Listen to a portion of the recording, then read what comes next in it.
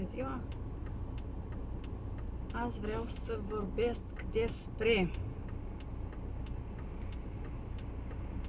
bine faci, bine primești. O vorbă frumoasă din popor, să zicem așa, dar care, în esență, are un cu totul alt sens. Și o să vreau să vorbesc despre liberul arbitru,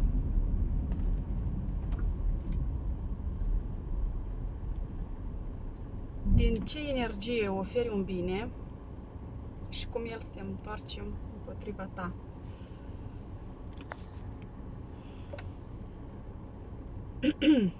Noi venim în viața asta fiecare cu menirea lui, cu treburile lui, hai să zicem așa, mai simplu. Și dintotdeauna exista cineva mai slab, cineva mai puternic, cineva mai bogat, cineva mai sărac, cineva mai matur, cineva mai copil, din punct de vedere emoțional. Și cumva dintotdeauna avem tendința să ajutăm. E frumos, bine faci, bine primești. Sau prietenul la nevoie se cunoaște, sau un ajutor din inimă, întotdeauna ai văzut bine, da? Dar să nu te bagi niciodată să ajuți pe cineva contra cererii lui. Iată, asta are cu totul alt sens. Atunci când noi, din poziția de salvatori ai planetei, vrem să salvăm pe cineva, fără ca persoana pe care vrem să o salvăm să ne ceară ajutorul, rezultatul este, el nu-și învață lecția și tu nu primești ceea ce ai de așteptat. Hai să zic satisfacție, nu zic altceva. Satisfacția ta nu e aceea, pentru că nimeni nu ți-a cerut ajutorul. Așa cum și cu sfaturile, nimeni nu ți-a cerut părerea. Cel mai bine e să asculți dacă vrei. Dacă nu, cel mai bine e să taci și să-ți vezi de treaba ta. Asta înseamnă liberul arbitru. Și atunci când liberul arbitru al fiecăruia este întrecut dintr-o zonă bună sau dintr-o zonă nu bună, sau ați înțeles ideea, nu se întoarce împotriva voastră cu bine. Așa că hai să ajutăm atunci când ne se cere ajutorul. Hai să fim buni întotdeauna, nu doar când vrem să impresionăm.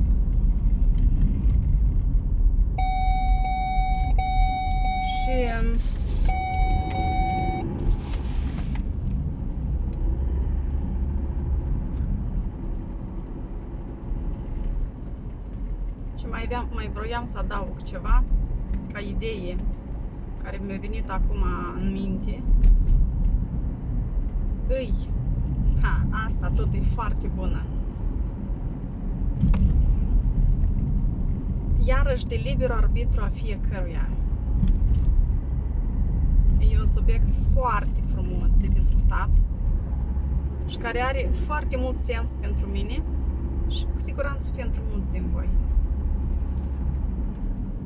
Când vreau să mănânc ceva bun, merg la magazin sau la restaurant. Dar hai o să dăm un exemplu așa cu shopping-ul, da, pe care îl facem în fiecare zi, mâncarea de zi cu zi. Te duci la magazin și acolo pe raft ai de ales dintre o pâine de, nu știu, câțiva lei sau eu nu mai știu cum, mai mulți lei, cost, da? Costuri sunt pentru toate buzunarele. Gusturi sunt pentru toate buzunarele. Dar v-ați întrebat de calitate?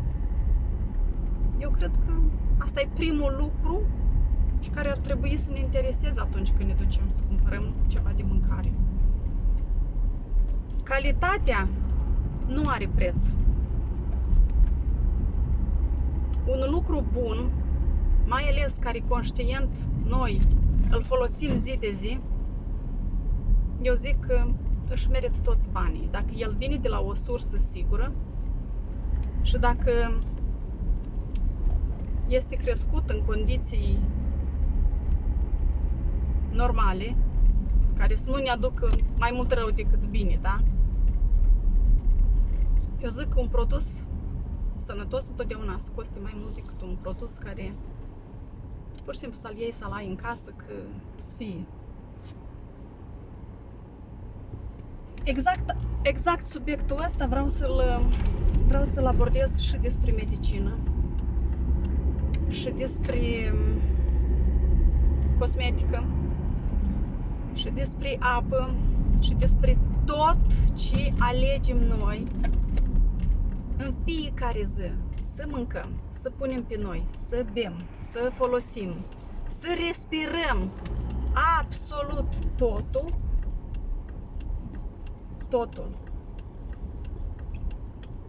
necesită un control amănunțit. Absolut totul.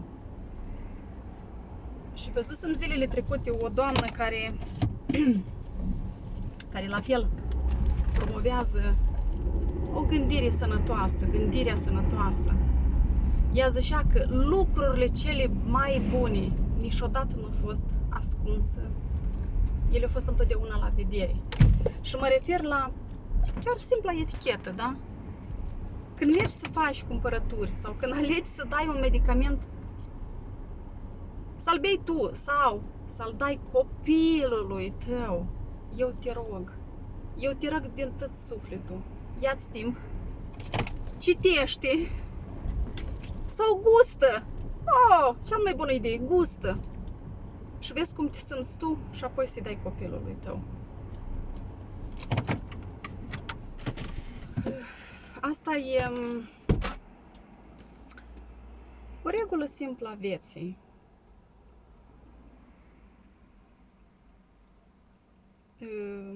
Spre marea mea bucurie, niciodată în viața mea nu am fumat. Nici nu m-a tentat să încerc măcar să fumez, da? Dar fac o paranteză și nu mă bag acolo fără liberul arbitru al cuiva, doar că dau doar un exemplu. Pentru cei care mă ascult și care poate nu s-au gândit vreodată la asta. Mai bine decât să dai bani pe ceva sănătos, alegi mai bine să-ți cumperi un pachet de țigări. Mai bine decât să bei o apă de calitate, îmi cumpăr și îmbunătățesc colecția de băuturi alcoolice. Mai bine decât să folosesc banii în niște alegeri sănătoase, mai bine mi dau și eu niște medicamente la copil, că să-i treacă mă răb de febra, să doarmă, să cam obosit. Dragilor, alegerea stă în noi, în fiecare din noi.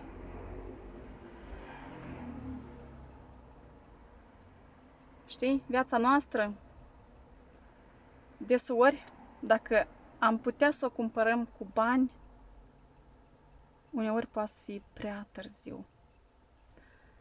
De asta azi am ales să vorbesc aici despre alegerile pe care le facem noi conștient.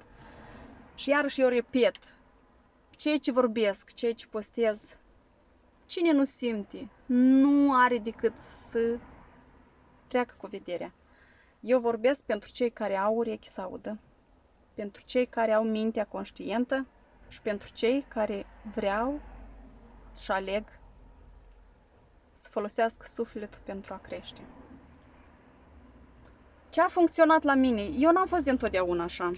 Eu nu am fost dintotdeauna așa, cum mă vedeți azi. Am fost și eu o femeie stresată, cu multe frici, fără curaj, și am așteptat salvatorul din exterior să mă salveze. Dar el n-a venit. Și atunci când m-am trezit, am înțeles ceva. Că salvatorul meu sunt doar eu.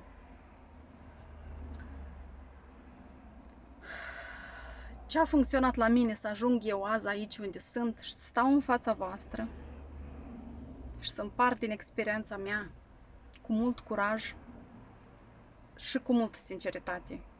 Nici sub o formă nu văd asta o laudă, dar dacă cineva se simte amenințat că eu mă laud, nu are decât să treacă cu vederea. Faptul că eu întotdeauna mi-am pus întrebări, foarte multe,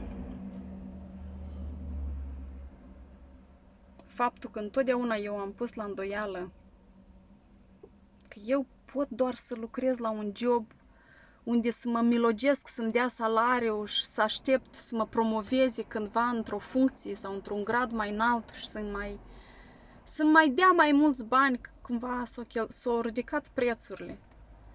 Sau ce pot eu să fac mai mult pentru mine? Eu, aici, acum, eu, ce pot să fac mai mult pentru mine?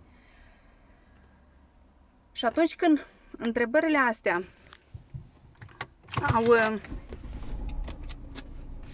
început din ce în ce mai tare să mă doară, pentru că, dragilor, cele mai bune momente și cele mai bune schimbări nu se întâmplă atunci când ți-e bine, se întâmplă atunci când ești jos, ți-e foarte greu și, cel mai important, nu aștepți ajutorul de la nimeni, dar îți vezi puterea ta din interior.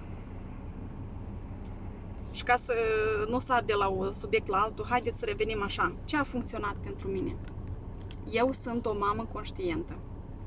Ce aleg să dau copiilor mei și să folosesc și eu este o mâncare sănătoasă, care, aici unde mă aflu eu acum, nu neapărat sunt atât de sigură de ceea ce cumpăr de la magazin, dar cel puțin aleg să dau banii pentru o marfă care nu e cea mai ieftină.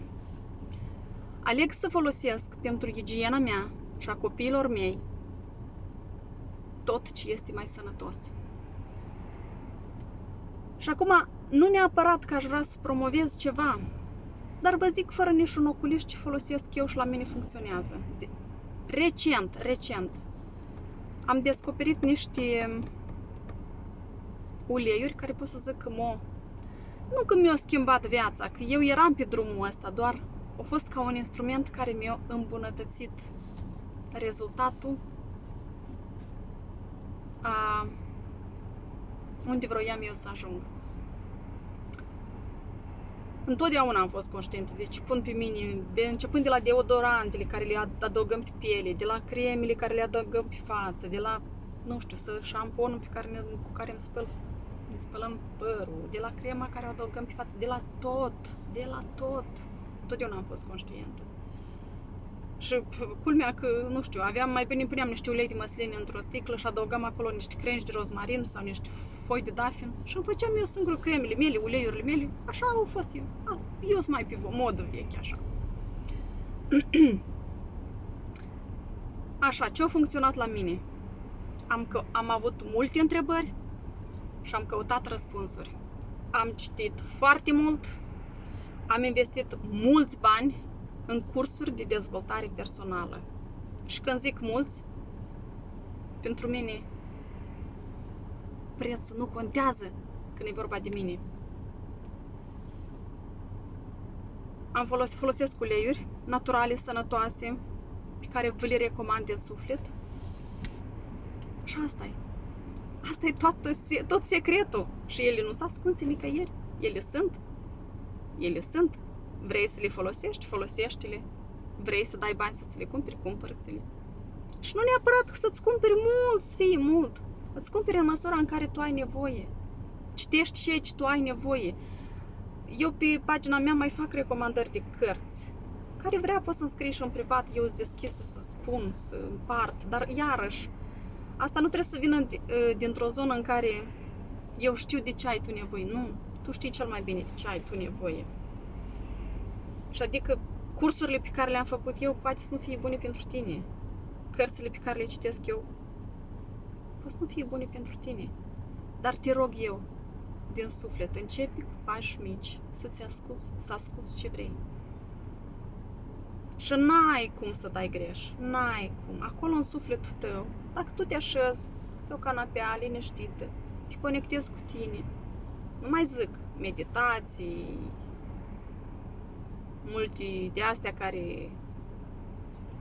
Da, dacă vrei să faci meditații, eu fac și eu, ajută, fă și tu. Dar simplu, te așezi, fără grabă, mă răbde, nu, fără grabă. Nu după 2, 3, 4, 5 cafele și nu știu câte țigări, nu. Te așezi cu stomacul gol. Eu azi încă n-am mâncat. Eu azi n-am mâncat, dar mie nu mi-e foame. Am fost și am făcut sport, beau multă apă, vorbesc cu oameni dragi pentru că care vor să mă audă. Și asta e cel mai frumos lucru pe care eu pot, acum conștient, să-l fac. Te așezi cu stomacul gol, cu mintea limpede și nu te amăgești de minte, nu te lași amăgit de minte, mințit de minte, dar te conectezi la sufletul tău, acolo, adânc. Doamne, voi nu vă închipuiți ce găsiți voi acolo. Eu când am aflat că eu pot să vorbesc cu mine, pur și simplu dacă îmi dau voie, dar sincer, nu așa, sau poate mulți o să râdă că și vorbește asta, da. Eu, prin propriul meu exemplu, un om care am crescut singură, departe de părinți și departe printre străini, 2 copii, un soț care se ducea de dimineață până seara la muncă, am fost și în depresie, am fost, până asta, nu știu, asta cred că fiecare se regăsește, dar eu nu sunt aici să-mi spun cât de greu mi-a fost. Eu sunt aici să vă spun cât de bine mă simt acum și asta contează. Asta contează. Da, atât a fost pentru azi, mai sunt multe de vorbit, eu am multe de spus. Eu vă rog mult, cei care rezonați cu mine și ați vrea să mai aflați răspunsuri la întrebările voastre, nu vă sfiiți, să-mi scrieți. Dacă nu vreți să-mi lăsați în comentarii, scrieți-mă în privat. Eu atât de mult mă bucur. Ieri mi-a scris o minunată doamnă care ne-am crescut împreună, mi-am crescut eu primul meu copil, ea primul ei copil și încă o doamnă care tot avea primul ei copil.